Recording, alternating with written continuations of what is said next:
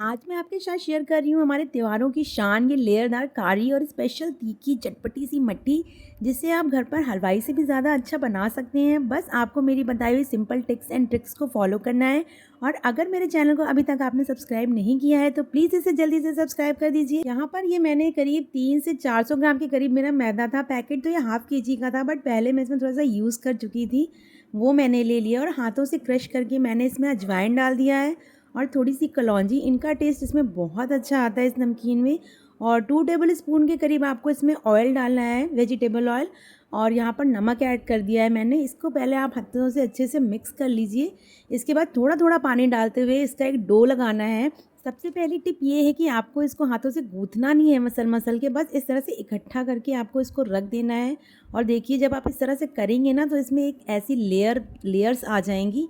बस हमें ऐसे ही डो चाहिए। अगर आप इसे मसल मसल के गूँथ देंगे तो ये बहुत ज़्यादा चिकना हो जाएगा, फिर इसमें लेयर्स नहीं दिखती हैं। अब मैंने डो को यहाँ पर रख लिया है। इसे अब हमें चाकू से कट करना है और इसे हम 8 बराबर भागों में बांट लेंगे। तो देखिए, मैंने इस तरह से इसे चाकू से कट कर लिया है। चाकू से कट करने पे आपकी लेयर्स जो है वो और ज़्यादा अच्छी दिखती हैं। ये देखिए, मैं आपको भी दिखा रही हूँ कितने अच्छे से इसकी लेयर दिख रही है। अगर आप इसे हाथ से तोड़ेंगे ना तो इस तरह की लेयर्स इसमें नहीं आ पाएंगी। फिर आपको इस तरह से राउंड राउंड करते हुए इसका बॉल बना लेना है।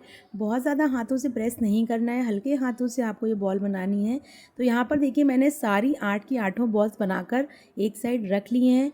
अब यहाँ पर बना रही हूँ मैं स्लरी, जिसके लिए मैंने लिया है 2 चम्मच मैदा और 1 चम्मच के करीब इसमें आपको कॉर्नफ्लोर डालना है। इसमें अब आपको घी का यूज़ करना है। यहाँ पर आपको रिफाइंड ऑयल का यूज़ नहीं करना है, इस बात का आप ध्यान रखिएगा। घी से जो हमारी नमकीन में एक खस्तापन आता है और रिफाइंड ऑयल से हमारी नमकीन में करारापन आता है।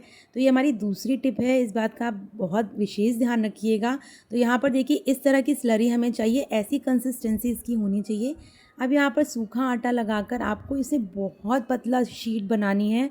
जितनी पतली आप बेल सके उतनी पतली शीट आप इसकी बनाइए। शीट हमारी जितनी पतली बनेगी हमारी खारी भी उतनी ही अच्छी बनती है। तो मैं भी यहाँ कोशिश कर रही हूँ कि जितनी पतली शीट मुझसे बन सके उतनी मैंने यहाँ पर बना ली है। और मेरा हाथ भी इसमें आर पार दिख रहा है, आप अगर देख पा रहे होंगे। ये देखिए, इतनी पतली शीट आपको चाहिए। तो एक शीट मैंने बनाकर रख ली है। अब मैं यहाँ पर दूसरी शीट मैंने बना ली है और इसी तरह मैंने एक साथ 3 शीट्स तैयार कर ली हैं। तो यहाँ पर मैं एक साथ 3 शीट्स को आपस में जॉइन करने वाली हूँ। तो एक शीट के ऊपर मैंने इस तरह से स्लरी को लगाया है। स्लरी को आपको बहुत अच्छे से इस पर फैलाना है, कोई भी जगह छूटनी नहीं चाहिए। बहुत अच्छे से इसे लगाइए इस पर। और दूसरी शीट को इस तरह से इस पर रखते हुए इसे स्ट्रेच करके पूरे कॉर्नर्स को आपस में मिला लेना है आपको। सेम यही प्रोसेस आपको तीसरी शीट के साथ भी करनी है। पहले आपको स्लरी लगानी है, फिर शीट को इस तरह से इस पर फैला लेना है। तो इस तरह आप देख रहे होंगे मैंने 3 शीट्स जो हैं आपस में ज्वाइन कर ली है। और तीसरी टिप ये है कि आपको हर स्टेज पर यहाँ पर स्लरी लगानी है फोल्ड करते हुए। तो यहाँ पर मैंने पहले स्लरी लगाई, फिर उसे एक बार फोल्ड किया, फिर स्लरी लगाई, अगेन मैंने फोल्ड किया, फिर यहाँ पर मैं स्लरी लगा रही हूँ, फिर इसे फोल्ड कर रही हूँ। ऐसा करने से ही हमारी खारी में जो लेयर्स आती हैं ना वो बहुत अच्छे से खुलकर आती हैं। तो आप देख पा रहे होंगे मैंने किस तरह से इसे फोल्ड कर दिया है स्लरी लगाते हुए। अब हमारी जो शीट्स हमने बेली थी वो कुछ इस तरह से आपको दिखने लगी होंगी। इस तरह की लेयर्स देखिए आपको कितने अच्छे से इसमें दिख रही हैं।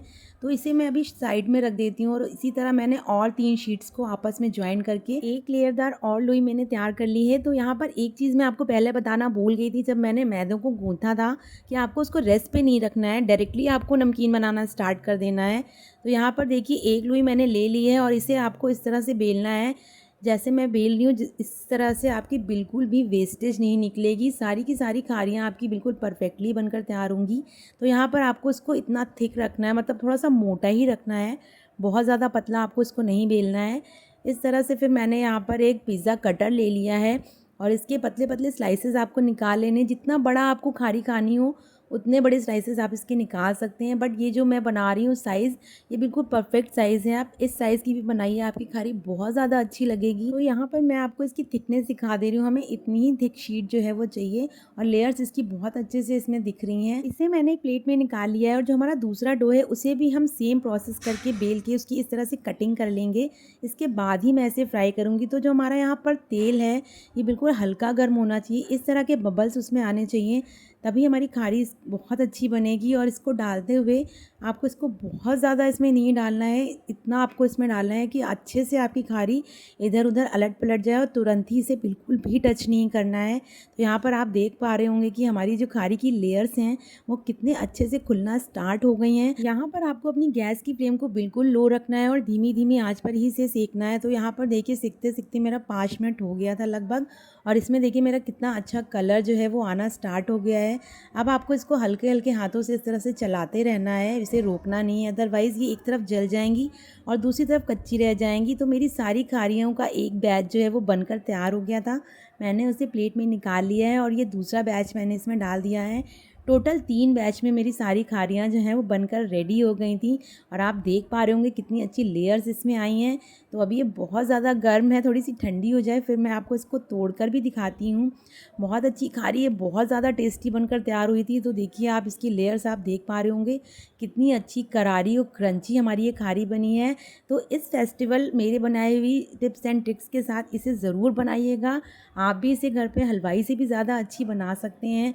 बहुत अच्छी लेयरदार खारी ये बनकर घर में तैयार होती है। बहुत आसान है इसे बनाना, बिल्कुल भी टफ़ नहीं है। आप बहुत ईज़िली इसे बहुत कम टाइम में बना सकते हैं।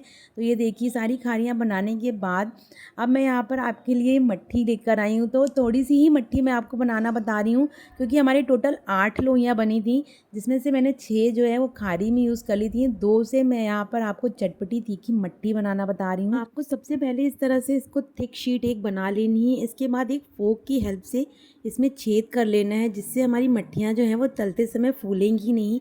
अगर वो फूल गई ना तो फिर वो पूड़ी के जैसी बन जाएंगी।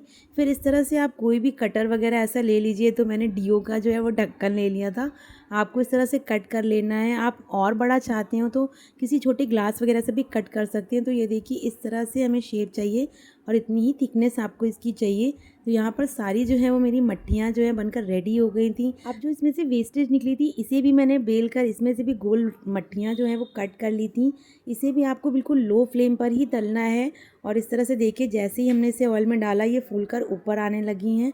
अब आपको इससे अलटते पलटते हुए अच्छे से सेक लेना है कलर आने तक। इसे तलने में सिर्फ 5 मिनट का टाइम लगता है। बहुत जल्दी ये मट्ठियाँ बनकर तैयार हो जाती हैं और खाने में ये तो बहुत ज़्यादा टेस्टी लगती हैं।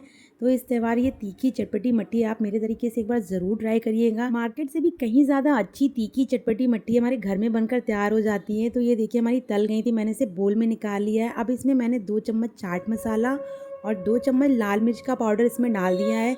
अगर आपको कम तीखा खाना है तो मिर्च का यूज़ आप कम करिएगा। इसके बाद मैं थोड़ा सा रिफाइंड ऑयल वही गरम वाला डाल दिया है, जिससे हमारा जो मसाला है इसमें बहुत अच्छे से चिपक जाए। तो यहाँ पर मैं आपको तोड़ कर दिखा देती हूँ। देखिए कितना क्रंची और कितना बढ़िया करारा हमारा जो ये मट्ठी है ये बनकर रेडी हुआ है। मट्ठियों की बहुत सारी वेराइटीज़ होती हैं जो मैं अपने चैनल पर धीरे धीरे आपको सब एक एक करके बताऊँगी। फिलहाल आज की मेरी रेसिपी आपको कैसी लगी मुझे कमेंट करके ज़रूर बताइएगा। चैनल पर नए हैं इसे सब्सक्राइब करिएगा, लाइक और शेयर करिएगा। Thanks for watching.